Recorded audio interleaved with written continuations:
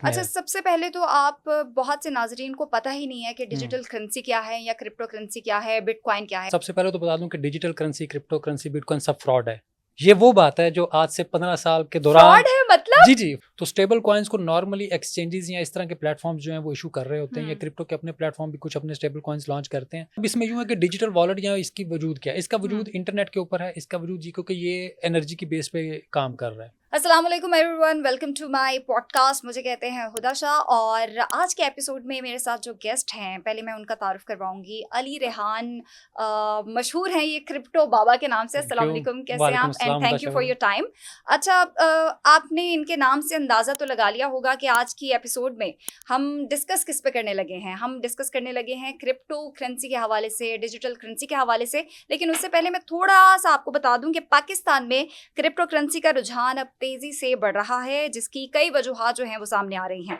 हालिया रिपोर्ट्स के मुताबिक 2025 में पाकिस्तान का क्रिप्टो मार्केट तकरीबन 2.4 अरब अमरीकी डॉलर तक पहुंचने का इम्कान बताया जा रहा है, जबकि उसकी सालाना तरक्की की शरह जो है वो 3.11% है। पाकिस्तान ने 2025 में अपनी पहली हुकूमती क़यादत में स्ट्रेटेजिक बिटकॉइन रिजर्व का ऐलान भी किया है। मेरी जो ये नॉलेज है वो बिल्कुल ठीक है? अच्छा, हुदा साहब, इसमें ये है कि आपकी नॉलेज जो है ये क्रिप्टो के बारे में, जो आदाद-ओ-शुमार है, हाँ, क्रिप्टो के आदाद-ओ-शुमार एकदम से बहुत ऊपर भी जाते हैं, बहुत नीचे भी आते हैं। राइट, जिस तरीके से आपने वॉल्यूम की बात की, तो अगर तो क्रिप्टो की मार्केट ऊपर जा रही होगी तो ये वॉल्यूम एकदम से बढ़ जाएगा। राइट। अच्छा, इसलिए हम क्रिप्टो वाले जो लोग हैं वो हमेशा ये बात करते हैं 1 BTC is equal to 1 BTC, या जो भी कॉइन आपके हुँ, पास हो। हुँ।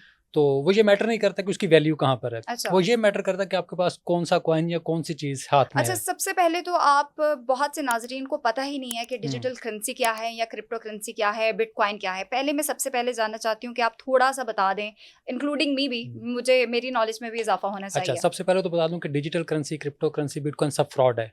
ये वो बात है जो आज से 15 साल के दौरान फ्रॉड है मतलब? जी, जी, फ्रॉड से मतलब ये है कि ये वो बात है जो इसके बारे में हाँ। एक कैंपेन पूरी चलती रही है, ओह! पूरी ओके, ओके। दुनिया में। अभी भी लोगों का एक बड़ा तबका ऐसा है जो इसको तस्लीम नहीं करता। वो यही हुँ, मानता है कि ये कोई स्कैम है, हुँ, बिटकॉइन हो या बाकी क्रिप्टो करेंसीज़ हों। हुँ, और ये वो मुहिम है जो पिछले 15-16 साल मुसलसल चली है। हुँ, और इसके बावजूद जो बिटकॉइन के मैक्सिस या बिटकॉइन के बारे में जो लोग थे जो इसकी चेन के ऊपर काम कर रहे थे, उन्होंने इन तमाम कैंपेन्स के बावजूद, जो नेगेटिव कैंपेन्स थी, हुँ, जो तमाम प्रोपेगेंडा था, उसके हुँ, बावजूद इसके ऊपर काम किया। हुँ, तो बुनियादी सवाल ये था कि उसमें असल जो लड़ाई थी वो टेक्नोलॉजी की थी।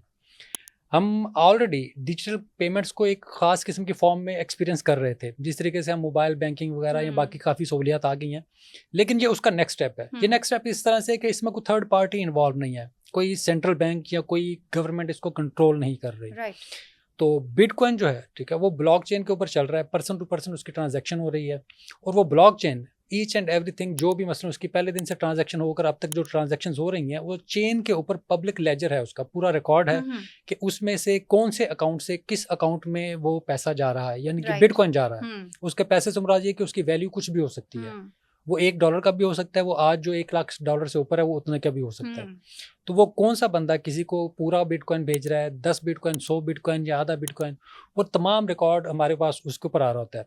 तो डिजिटल करेंसी बुनियादी तौर पर ये वाली जिसको हम क्रिप्टो कहते हैं, इसका पैरामीटर जो है काम करने का वो बड़ा हुँ, डिफरेंट है। हुँ, हुँ, ये डिसेंट्रलाइजेशन के ऊपर काम करती है, ओके। डिसेंट्रलाइज्ड नेटवर्क होते हैं। हाँ। एक ऐसा नेटवर्क जिसको कोई सेंट्रलाइज्ड अथॉरिटी कंट्रोल नहीं कर रही, कोई सेंट्रलाइज्ड इशूइंग अथॉरिटी भी उसकी नहीं होती। इसकी मिसाल यूँ है कि पाकिस्तान का रुपया हो, अमेरिका का डॉलर हो, भारतीय रुपया हो, यूके का पाउंड हो, ये तमाम करेंसीज जितनी भी हैं, इनको हर मुल्क का जो भी हुँ, सेंट्रल बैंक है, जो हुँ, मरकज़ी बैंक है उनका, हुँ, वो इशू करता है। जैसे हुँ, हमारे पैसों के ऊपर लिखा होता है बैंक दौलत पाकिस्तान या फलां जारी किया गया। हुँ, तो पेपर मनी या जो भी मनी है, उसके पीछे कोई ना कोई मरकज़ी अथॉरिटी होती है जो उस हुँ, पूरे मॉनेटरी अफेयर को मैनेज कर रही होती है। बिटकॉइन है या क्रिप्टो जो है, इसके बारे में यही कि ये डिसेंट्रलाइजेशन के ऊपर काम कर रहे हैं, हुँ, कि इनकी कोई सेंट्रल इशूइंग अथॉरिटी नहीं है। तो इसी की बुनियाद पर बिटकॉइन को कि सबसे ज़्यादा डिसेंट्रलाइज्ड है, तो बिटकॉइन कोएफिशिएंट या बिटकॉइन फैक्टर भी हम उसमें लेकर आते हैं, नाकामोटो फैक्टर उसको लेकर आते हैं, जिसकी बुनियाद पर हम बाकी जो करेंसीज़ हैं, हुँ, जैसे इथेरियम है या बाकी जितनी भी करेंसीज बेतहाशा हैं, हम्म, उनको हम चेक कर रहे होते हैं कि कौन सी करेंसी कितनी डिसेंट्रलाइज्ड है, क्योंकि अच्छा। इसमें भी क्रिप्टो में भी ऐसा है कि कुछ सेंट्रलाइज्ड एंटिटीज भी हैं ओके। जिसकी मिसाल हम स्टेबल कॉइन्स की शक्ल में लेते हैं। हम्म, स्टेबल कॉइन्स से मुराद ये है कि ये भी डिजिटल फॉर्म ऑफ मनी है, हम्म, लेकिन स्टेबल कॉइन्स वो उसको मिसाल आप यूं समझ लें कि अगर एक स्टेबल कॉइन है वो $1 के मुताबिक है कि उसकी बैकिंग पे $1 होगा, तो स्टेबल कॉइन्स को नॉर्मली एक्सचेंजेस या इस तरह के प्लेटफॉर्म्स जो हैं वो इशू कर रहे होते हैं, या क्रिप्टो के अपने प्लेटफॉर्म भी कुछ अपने स्टेबल कॉइन्स लॉन्च करते हैं, लेकिन उसकी वो कोशिश करते हैं कि उसकी बैकिंग के ऊपर डॉलर रखें। अगर उन्होंने 1000 स्टेबल कॉइन इशू करने हैं तो $1000 की बैकिंग और हो। ये डिजिटल वॉलेट में जा रहे होते हैं सारे? हाँ, इसका यही है कि ये सब कुछ डिजिटल वॉलेट में, डिजिटल वॉलेट से मुराद ये है कि बुनियादी तौर पर डिजिटल वॉलेट या डिजिटल करेंसी को समझ लें कि इसका कोई फिजिकल वजूद तो नहीं है। पहली बात, सबसे बुनियादी जो चीज़ है कि जिस तरीके इसलिए से तो सबसे ज्यादा प्रोपेगेंडा इसलिए किया सबसे ज़्यादा जाता है। प्रोपेगेंडा बिल्कुल किया जाता है। अच्छा, अब इसमें यूँ है कि डिजिटल वॉलेट या इसकी वजूद क्या है? इसका वजूद हम्म, इंटरनेट के ऊपर है, इसका वजूद जी क्योंकि ये एनर्जी की बेस पे काम कर रहा है। ओके।